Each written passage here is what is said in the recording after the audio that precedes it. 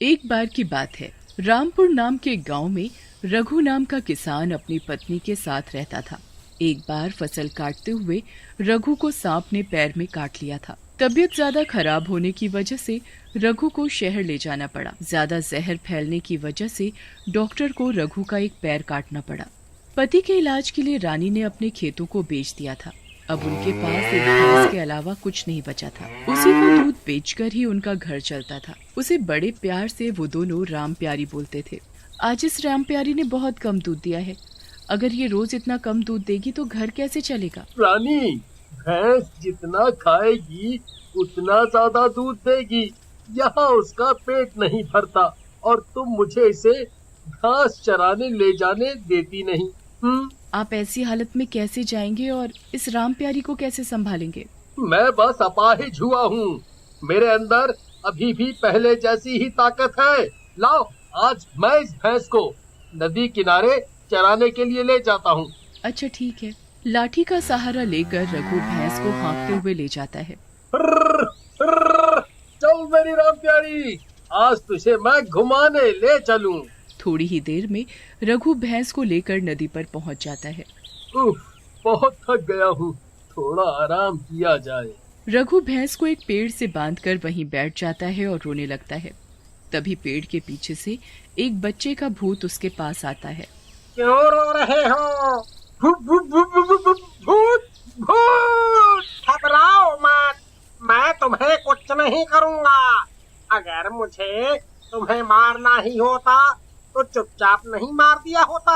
आवाज क्यों लगाता? फिर मैं तुम्हें मार ही देते तो अच्छा होता। ऐसा जीवन जीने से तो मरना अच्छा है। ऐसे क्यों बोलते हो तुम? तुम्हारे ही जितना बड़ा मेरा एक बेटा था, कुएं में गिरने की वजह से वो मर गया और हमें हमेशा के लिए छोड़कर चला गया। फिर ये मेरा एक पैर चला गया। ऊपर से अब मैं बिल्कुल लाचार हो गया हूँ।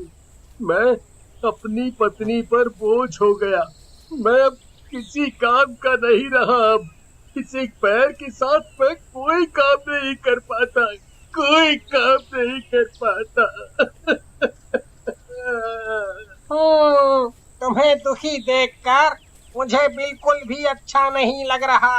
मैं तुम्हारी मदद करना चाहता हूँ। तुम एक भूत होकर मेरी क्या मदद कर सकते हो? मैं तुम्हारी इस भैंस को रोज चराने के लिए जंगल ले जाया करूँगा और हाँ, इसे नदी में नहला भी दूंगा। तुम बस यहाँ बैठकर आराम करो। रघु भूत को बड़ी प्यार भरी निगाहों से देखता है। फिर भूत भैंस को पेड़ से खोल देता है और उसके ऊपर बैठकर उसे हाँकते हुए जंगल ले जाता है। रघु चैन की सांस लेता है और वहीं सो जाता है। जब उसकी आंख खुलती है तो उसके सामने उसकी भैंस खड़ी होती है। दिखने में बिल्कुल साफ सुथरी होती है। शाम हो गई और वक्त का पता ही नहीं चला। ये भैंस यहाँ, पर वो भूत कहाँ गया? कहीं दिखाई नहीं देता। शायद चला गया। मेरी राम प्यारी को खिला पिला कर और उसे नहला कर चुपचाप चला गया। आज उसने मेरी कितनी मदद की। बहुत ही प्यारा भूत था। खैर, अब घर चला जाए। रघु भैंस को लेकर घर जाता है। बहुत देर लगा दी। अगर मैंने इसे उस भूत के बारे में बताया तो परेशान हो जाएगी और फिर मुझे दोबारा जाने नहीं देगी। वो आँख लग गई थी तो मैं वहीं सो गया, इसलिए थोड़ी देर हो गई। अच्छा ठीक है, आप हाथ मुंह धोकर बैठिए, मैं खाना लगा दूं। खाना खाकर दोनों सो जाते हैं। रानी भैंस का दूध निकालने के लिए सुबह जल्दी उठती है और दूध निकालना शुरू करती है। थोड़ी देर में उसकी पूरी बाल्टी दूध से भर जाती है। रानी दूध बांटने घर घर जाती थी। आज दूध ज्यादा होने की वजह से उसे उनकी कीमत भी ज्यादा मिली और ग्राहक भी बढ़ गए। रघु के उठते ही रानी रघु को सारी बात बताती है। मुझे पता है, ये सब उस भूत की ही वजह से हुआ है। ये तो बहुत ही खुशी की बात है। मैं जल्दी से नहा लेता हूँ। फिर राम प्यारी और मैं आज फिर जाएंगे नदी पर।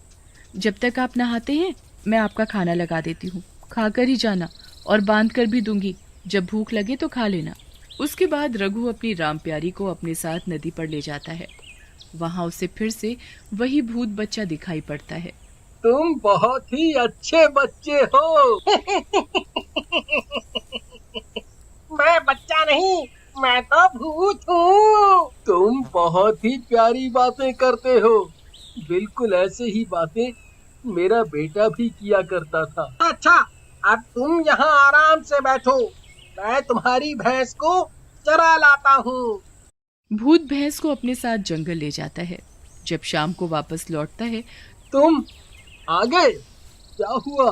तुम्हारी आँख क्यों भर आई? बस माँ की याद आ गई थी। अरे हाँ, तुमने अपने बारे में मुझे अभी तक कुछ नहीं बताया।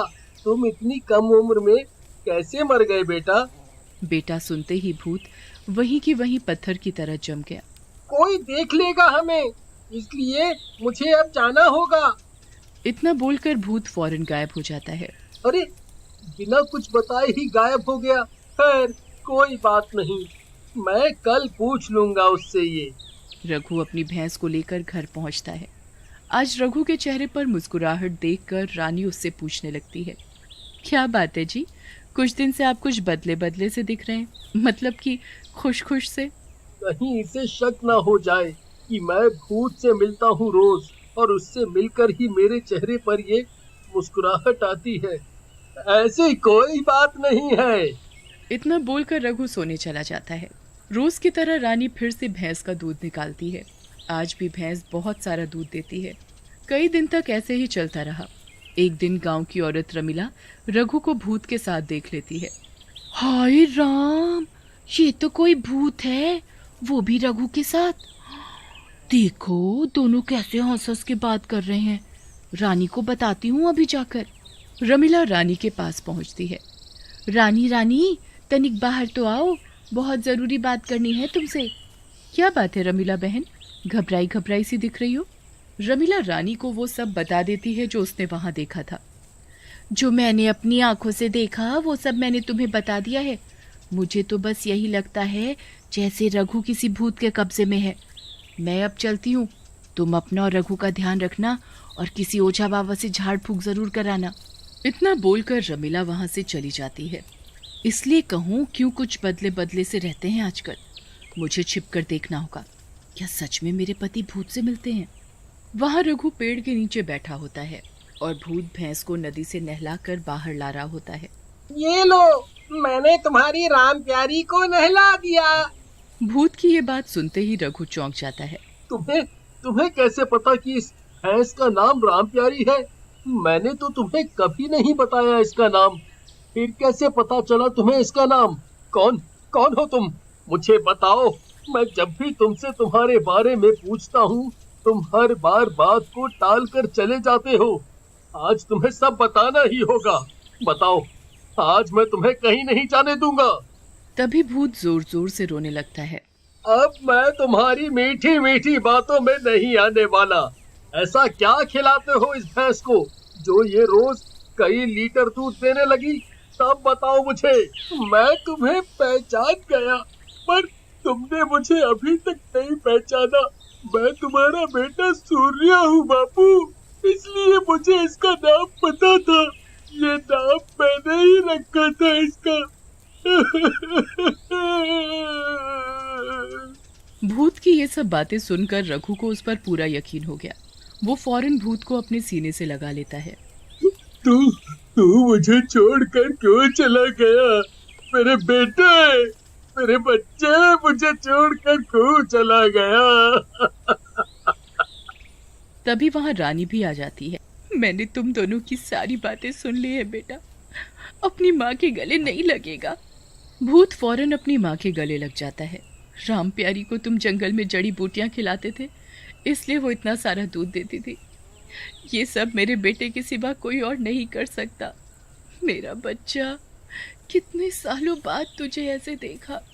मत रोइए माँ। बापू को इस हालत में देखकर मुझे बहुत बुरा लगा, इसलिए मदद करने चला आया था। हम दोनों तेरे बिना कैसे घुट घुट के जी रहे थे। अब तू अपने माँ बापू को छोड़कर कभी नहीं जाना, कभी नहीं जाना बेटा, कभी नहीं जाना।